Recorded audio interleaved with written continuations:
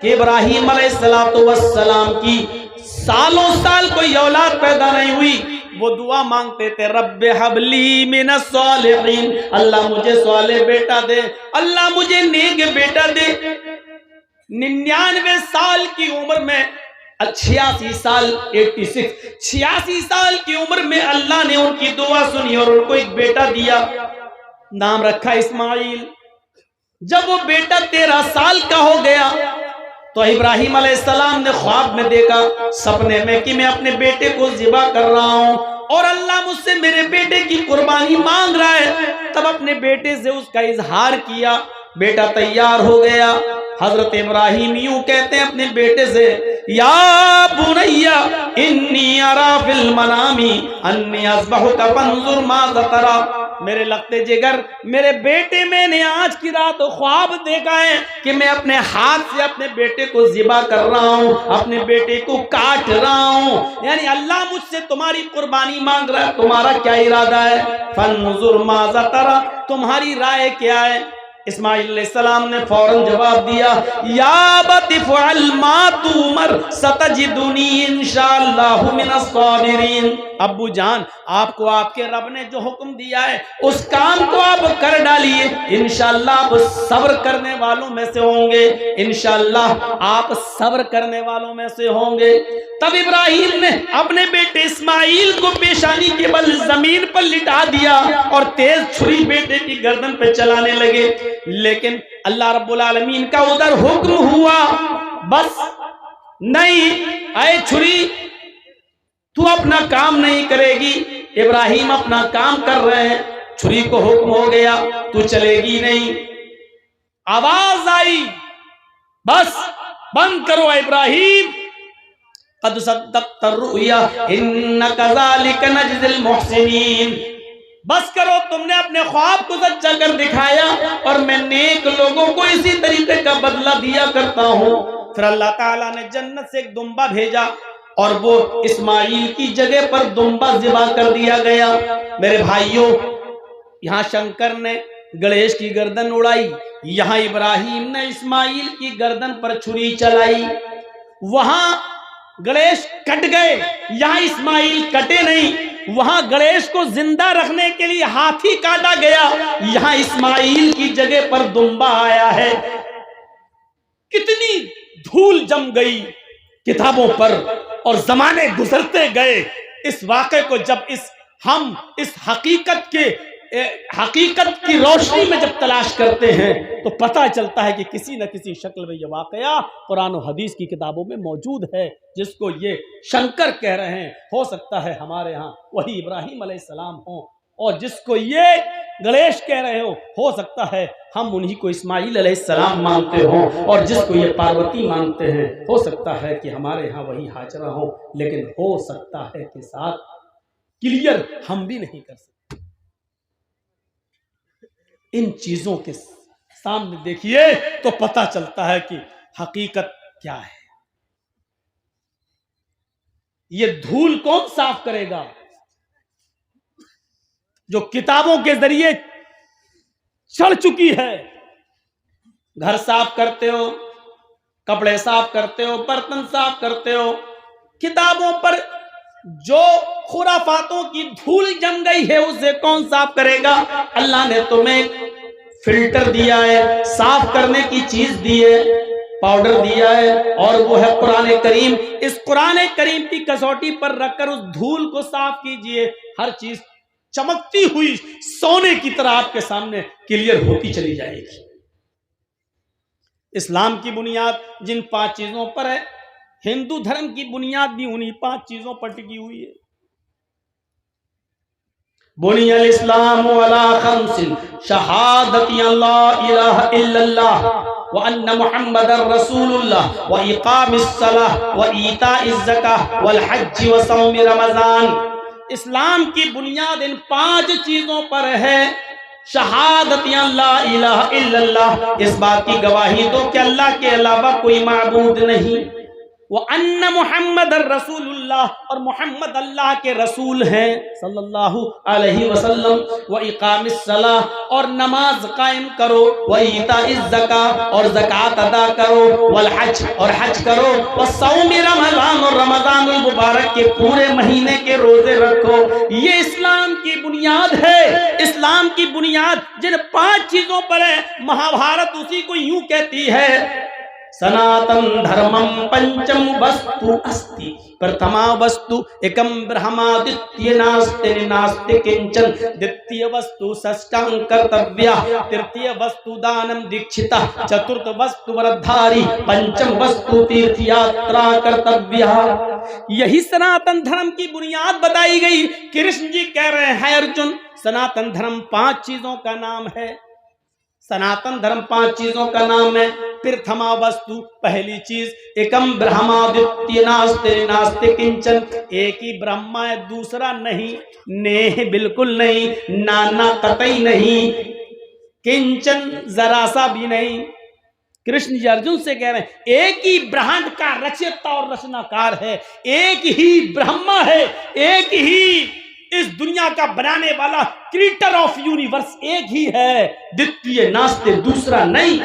इस विश्व का निर्माण करता एक ही है, इस विश्व का बनाने वाला एक ही है, इस महान जगत का स्वामी एक ही है, द्वितीय नास्ति, दूसरा नहीं, नेह बिल्कुल नहीं, ना कतई नहीं, हरगिज नहीं, किंचन जरा सा भी नहीं। ये कृष्ण जी अर्जुन से कह रहे हैं। मोहम्मद रसूलुल्लाह क्या कह रहे हैं?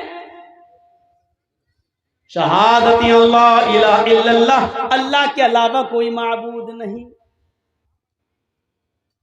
द्वितीय वस्तु साष्टांग कर्तव्य, दूसरी चीज है अर्जुन साष्टांग करो। साष्टांग, ये बड़ा अजीब जुमला है।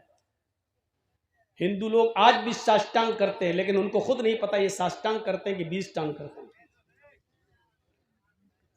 सा अष्ट अंग, इसको जब मिलाया जाएगा तो पढ़ा जाएगा साष्टांग। अष्ट के माना संस्कृत में होते हैं 8, सा अष्ट।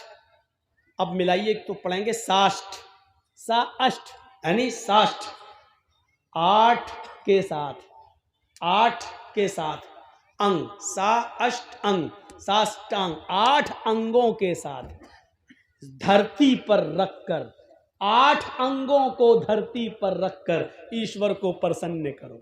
8 अंग जमीन पर रख के कोई बताए? 8 अंग सिर्फ सजदे में होंगे बस, कोई और दूसरी शक्ल है ही नहीं। सजदे में आप जाइए, माथा और नाक कितना है? 2 हाथ कितना? 4, और दोनों घुटना कितना हुआ? 6, और दोनों पैर 8। सा अष्ट अंग। कृष्ण जी कह रहा अर्जुन साष्टांग करो यानी सजदा करो, और खुल के कह दूं नमाज पढ़ो। पहली चीज, इस ब्रह्मांड का रचयिता और रचनाकार एक है, दूसरा नहीं, यानी एक ही अल्लाह इबादत के लायक है, दूसरा नहीं। दूसरी चीज साष्टांग, 8 अंग यानी सजदा करो। आज भी बड़े बड़े जहां गंगा है, बनारस में आ जाइए, इलाहाबाद में आ जाइए, हरिद्वार चले जाइए, पंडित लोग साष्टांग करते, पूरा ऐसे लेट जाएंगे, पट। 1-2 पंडितों से मैंने पूछा भी था, ये क्या कर रहे हो? कहते साष्टांग। मैंने कहा साष्टांग है कि 20 टांग? अंग गिनो कितने हैं? तो कहने लगे फिर साष्टांग क्या हुआ? फिर मैंने बताया कि लहर तुम तो अपने जैसी कहोगे, हक बात तस्लीम कर लेना हर किसी के बस की बात नहीं है, जो जल्दी कबूल कर ले। तुम अपनी मीनिंग से देखो, सा अष्ट अंग, साष्टांग का मतलब ही होता है 8 अंगों के साथ, और 8 अंग सिर्फ सजदे के अंदर होते हैं। तृतीय यहां क्या कहा? इकामिस सलाह, नमाज पढ़ो। तीसरी चीज इस्लाम ने क्या कही? ज़कात दो, व ईताइज ज़का, ज़कात दो। और यहां कृष्ण जी क्या कह रहे? अर्जुन दानम दीक्षता, दान दो, दान खैरात करो। यहां ज़कात, वहां खैरात। चतुर्थ वस्तु व्रतधारी, चौथी चीज व्रत, उपास, रोजा। यहां चौथी चीज बसौमी रमजान, रमजान के पूरे महीने का रोजा। वल हज, यहां पांचवी चीज हज, वहां तीर्थ यात्रा कर्तव्य, तीर्थ यात्रा करो किसी पवित्र शहर में, गंगा जलेश्वर भवती, जहां गंगा का पवित्र जल मौजूद हो, ऐसे शहर में चले जाओ जहां गंगा का पवित्र जल मौजूद हो। हाँ, आगे का मतलब बड़ा अजीब है, वो समझना पड़ेगा। स्नान कर्तव्य, उसमें डुबकी लगाओ ताकि तुम्हारे पाप मिट जाएं। ये चीज समझने की है। कृष्ण जी कह रहे हैं पांचवी चीज तीर्थ यात्रा करो, यानी अपना शहर छोड़कर किसी पवित्र शहर चले जाओ, गंगा जलेश्वर भवती, जहां गंगा का पवित्र जल मौजूद हो। स्नानम कर्तव्य, उसमें स्नान कर लो।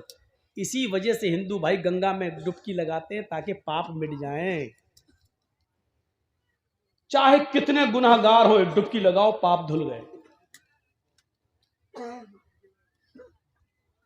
जबकि इसका मतलब यह है किसी ऐसे शहर में चले जाओ जहां गंगा का पवित्र जल मौजूद हो, जहां पानी ऐसा मौजूद हो, और उसमें डुबकी लगाने का मतलब यह कि उस शहर में चले जाओ, गंगा जल में पवित्र शहर में चले जाओ का मतलब यह है कि मक्के में चले जाओ, और डुबकी लगाने का मतलब यह है कि मक्के में दाखिल हो जाओ, यानी हज करो। हमारी हदीस कहती है, नबी अकरम ने फरमाया कि जब कोई हज के मैदान में, अरफात के मैदान में जब हाजी हज करता है और कहता लब्बैक लब्बैक अल्लाहुम्मा लब्बैक, तो गोया कि उसने अपने गुनाहों से अपने आप को पाक व साफ करा लिया है। फरिश्ता आवाज देता है, आए हाजी, आज तुझे अल्लाह ताला ने गुनाहों से बिल्कुल ऐसे पाक व साफ कर दिया जैसे तू अपनी माँ के पेट से आज ही पैदा हुआ है। धोबी की भट्टी में जिस तरह कपड़े का मेलू कुचैल साफ हो जाता है, उसी तरीके से तेरा भी, तेरे गुनाह सब मिट गए। अय हाजी, अपने शहर जाने के बाद, अपने मुल्क में जाने के बाद, अपने गुनाहों से फिर से अपनी जिंदगी को काला और सियाह न कर लेना। तो तीर्थ यात्रा का मतलब यह है कि हज कर लो, पवित्र शहर चले जाओ, वरना डुबकी लगाने से गुनाह माफ नहीं होते हैं। माफ करना, अगर डुबकी लगाने से गुनाह माफ होते और पाप मिटते तो वो फिल्म न बनती, और वो फिल्म में ये गाना नहीं बनता। अगर ये गाने में थोड़ी बहुत भी झूठ होता तो सेंसर बोर्ड उस गाने को पास नहीं करता। वो गाना आज तक चलता है, राम तेरी गंगा मैली हो गई, पापियों के पाप धोते धोते।